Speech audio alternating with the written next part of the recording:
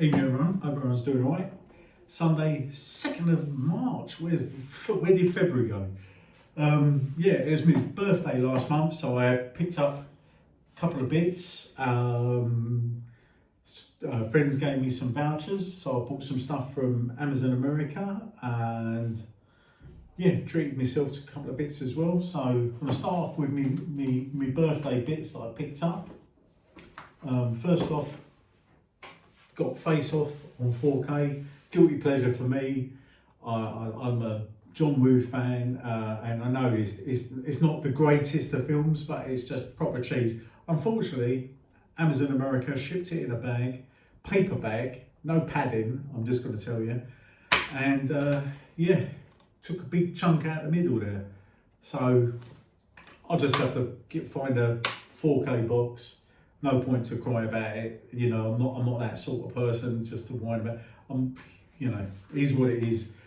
I like Face Off. I started watching it last night. Looked absolutely brilliant, and I'm going to finish it off now. The other box set got a slight ding in it. It's the Shinya Tsukamoto box set, which has got Tetsuo 1 and 2. The Adventures of Densho Kozo, Tokyo Fist, Bullet Ballet, A Snake of June, Vital, Haze, Kotoko and Killing in there. So yeah, there's a couple of films on each disc. So yeah, gonna enjoy tuning into that and watching that, because I'm on a bit of a Japanese film kick. I'm trying to learn Japanese. So just immersing myself into Japanese movies. I've got a lot anyway, so I just tend to, in the evening when I'm doing writing or whatever, I kind of tune into it. One that I picked up, which people are either going to love or hate, you know, to be honest, we're all different, we've all got our different tastes, but I liked the reimagining of Street Trash. You know, like I said, I love the original. The reimagining was totally different, done by the director of Fried Barry. Comes with a dust jacket, or, you know, to stop it getting sun bleached. Slip covers to you people that collect slip covers. It's a 2-disc set. I haven't watched the original version. You know, I assume they might have licensed it off of 88. I don't know. It's released by Lightbulb Films. Yeah. And the new film's really good. You know, it's really low budget. Don't go expecting like high art, but it's great fun. I know it was released on Vinegar Syndrome, and yes, I do love Vinegar Syndrome, but you know, it was 2 films for like $18.99 or $19.99, whatever. So, you know, it's a no-brainer for me which version to buy. I picked up the 4 Nikatsu films that come out. So you got Affair in the Afternoon, The Woods Are Wet, Water in the Attic, which come out on Mondo Macabro. I nearly said 88 films then, but yeah, stop myself. Mondo Macabro, never picked it up. And the weakest one of the 4, which is Sweden Porno Blonde Animal. There you go. Like I said, that's the weakest of the 4. You know, the reason why I don't like it is because there's Swedish actors dubbed into Japanese. Normally, I'd love a dub. But yeah, it's just too weird for me, and the story's kind of weak. It's about these sex tourists. They go to Sweden, and yeah, they try to corrupt the young ladies there. The rest of them are pretty good, to be fair. Affair in the Afternoon is about a married woman who is sexually deprived with a new husband of like 3 years, and the neighbour down the hallway decides to convince her into becoming a Japanese call girl, so she can earn money to buy nice things for herself. Of course, there's a little bit of a twist. The woman that gets her into it tries to bribe her, and all sorts of things happen. People get killed and all that. I really enjoyed it. Doesn't outstay its welcome. They're roughly about 60-70 minutes each, these films, and I really enjoyed Affair in the Afternoon. The Woods Are Wet was one that come out in, I think it was 72, something like that. I think it might have been. I think it was 1972 or 1973. I can't think. I know it's about 50 or 51 years old. This woman is on the run for killing someone. She's been walking for 3 days. Comes across this wealthy woman. She gets taken to her house, and her husband is there, and she admits to, killing someone, etc.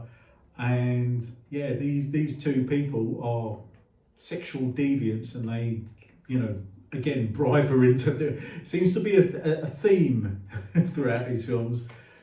They make them do things that they don't want to do, and there's two wealthy tax guys living in this hotel or guest house or wherever they are, and it leads to all sorts of shenanigans. What might put people off with this release is the optical censoring. It's not your usual fogging. So basically, when it gets down to the nitty gritty, shall we say, like literally half the screen is black, or there's like a triangle of blackness. So it's like really obtrusive and might put people off. But the climax, the last 15-20 minutes is, it's just bonkers basically. It's like a massive sex scene with murder and stuff like that, and it's proper depraved. And yeah, I mean, you would never have seen stuff like this years ago in the UK, but it's recommended viewing. And last but not least, this one, Watcher in the Attic, was released on Mondo Macabro. I love Mondo Macabro, but I never picked it up. I'm glad I picked up the 88. This has got the Blu-ray DVD in there as well. Same like all of them they've got.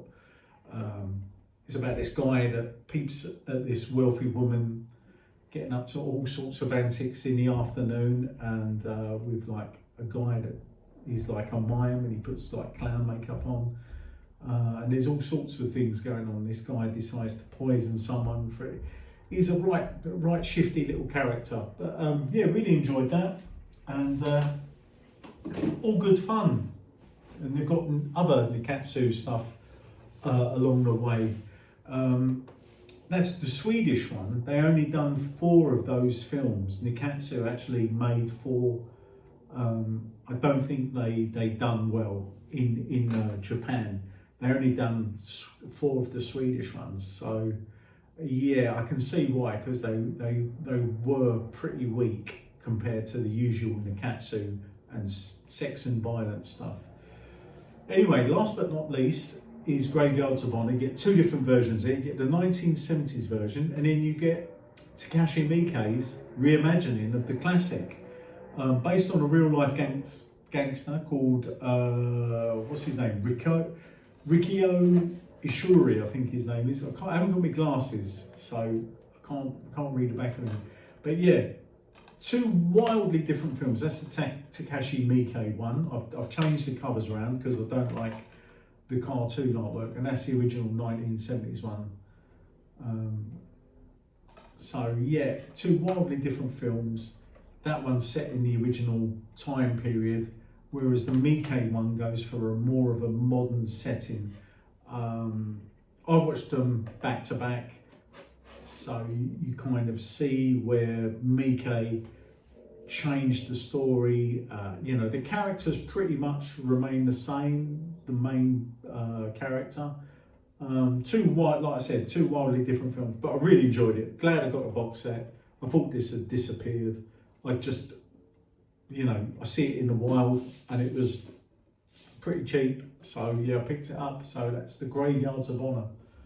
So that's it. That is it. So hope everyone's doing all right. Thanks a lot for tuning in. Thanks a lot for commenting, subscribing, and all that, and sharing the videos. It's always cool.